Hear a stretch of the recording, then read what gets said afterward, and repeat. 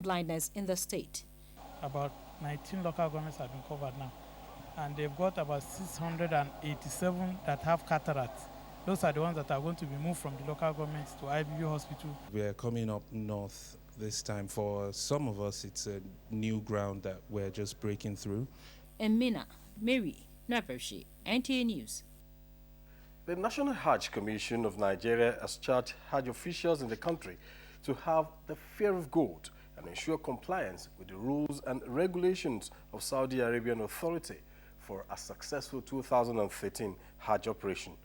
The National Secretary of the Commission, Dr. Bello Tambua, gave the charge at the Train the Trainers workshop in Mina, preparatory to the next HAJ operation. Suleiman Kudogi reports.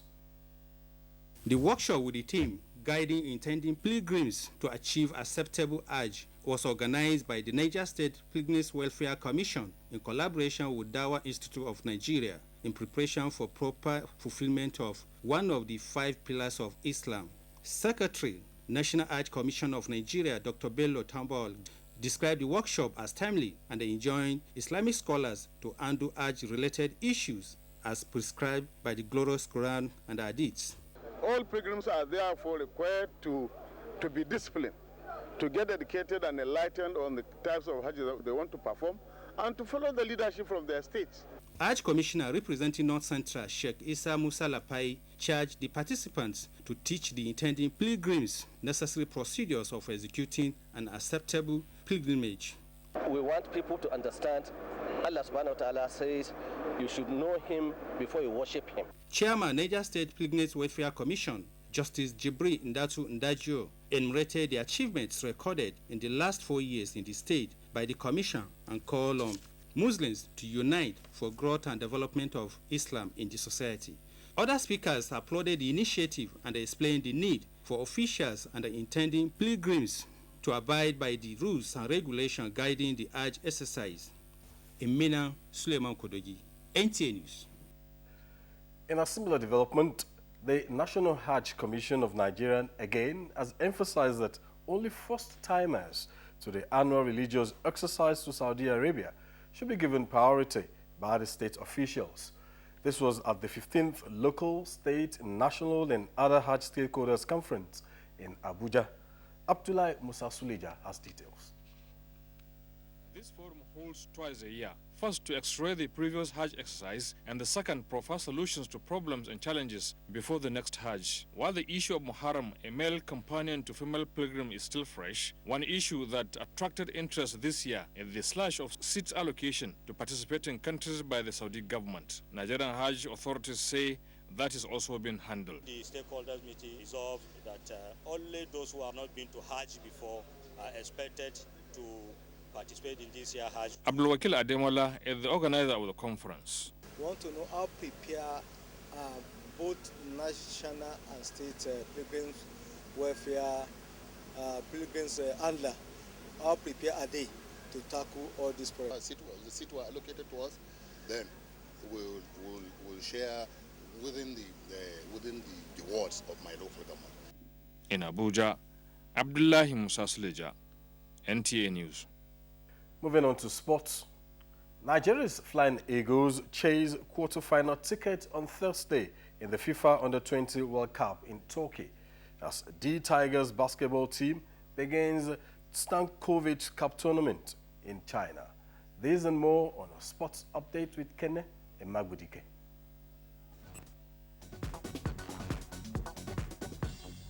As if trying to turn his attention as soon as possible from the not-too successful Confederations Cup outing in Brazil, Super Eagles chief coach Stephen Keshi has named a 24-man team that will battle Cote d'Ivoire in a qualifying match for Africa's Championship for local league players. All attention will be on the big names that made it to the Nations Cup and Confederations Cup in the team lineup, such as Sunday Mba of Rangers International and Godfrey Obabana of Sunshine Stars.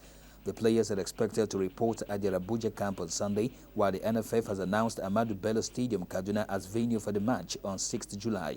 A win on Thursday against South Korea in Group B's final game could guarantee Nigeria's Flying Eagles an automatic qualification to the round of 16 in the ongoing FIFA Under-20 World Cup in Turkey, but they could also qualify via the third-best loser option. Nigeria, which got its World Cup campaign back on track after a 3-0 win over Cuba on Monday, is third on 3 points behind South Korea and Portugal on 4 points each, while Cuba is yet to record any points. Putting what they know to do best, as they did the last match against Cuba, and they put in more effort. I believe at the end of the day they will be victorious. Studio opens for the live match at 5:30 p.m. Still in football, world and European champion Spain will slug it out against Italy on Thursday in the second semi-finals of the 2013 FIFA Confederations Cup. The match will be transmitted live on NTA network service starting from 7:30 in the evening. Nigeria's senior men's basketball team, D Tigers, will face Germany on Thursday in the Stankovic Cup tournament in China. The international competition is part of D Tigers' preparations for the Afro Basketball Championship in August. During the tournament, the D Tigers, which departed Lagos on Tuesday, will also play against Argentina, Puerto Rico, China, and Australia. With sports update, Kanayima Borike, NTA News.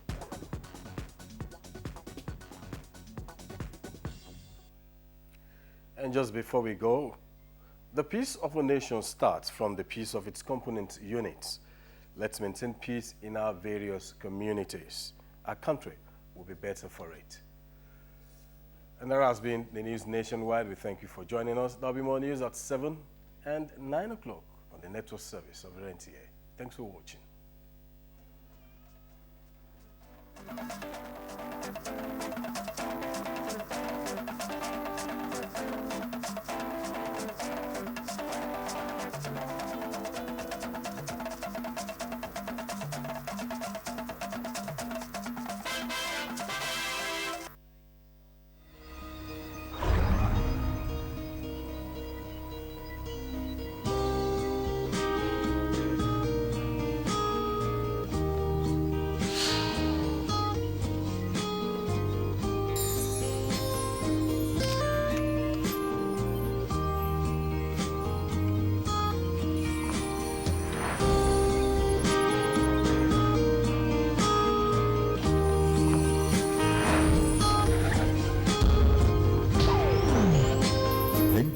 Lagos Network Center, your reach out station.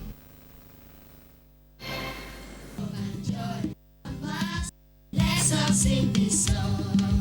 Then it's fun. Here we come. Would you like to join the fun bus? It's time for a ride in the fun bus. Wherever you are, whatever you are doing, make sure you are around. There's plenty of learning to be done. Come and join the fun bus. Let's all sing this song. Learning is fun. Here we come. Would you like to join the fun bus? Every ride in the fun bus with Zubi and Siri, Gary and Whippy. When the fun bus is around, there's plenty of action and fun. Come and join the fun bus. Let's all sing this song. Learning is fun. Here we come. Would you like to join the fun bus? Welcome to today's edition of Fun Bus. My name is Teo Gbadiola Tono. This quarter, Fun Bus is a loaded package, and this edition promises to be very entertaining, educative, and exciting as usual. Let me quickly add that we have a new segment, the Health and Hygiene, with Dada the Puppet as our health instructor. Here we are going to learn about proper cleanliness and personal hygiene tips, and also fashion from across Nigeria. Don't forget our other interesting segments like folk stories, our Nigerian dance, Do You Know Corner, and many more. On today's episode, we will be talking about keeping promises. You know, many people like to make promises and do not keep them. For example, your friend might tell you that if you do this for me, I will do this for you in return. But at the end, they don't keep that promise. So we want to find out why people do that. If you're ready, let's go.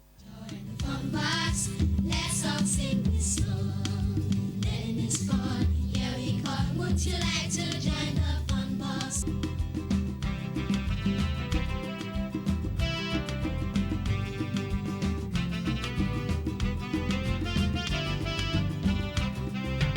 A promise is a word of honor or a binding statement which we make to one another depending on prevailing circumstances. Promises are made as statements of intentions of either future or present plans, being promised on honor and trust. a promise should be kept. I need to make and keep a promise because a promise is a debt. If I make and keep a promise, I'll make things seem as if it is real. But if I don't abide, it will be a big disgrace to me and to all those who don't know about it. I need to make and keep a promise because I will be known as a reliable person and a promise keeper.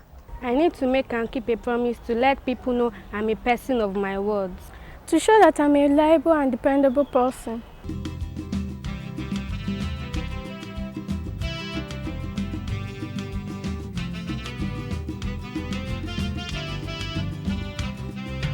A person who makes and keeps his or her promises is looked at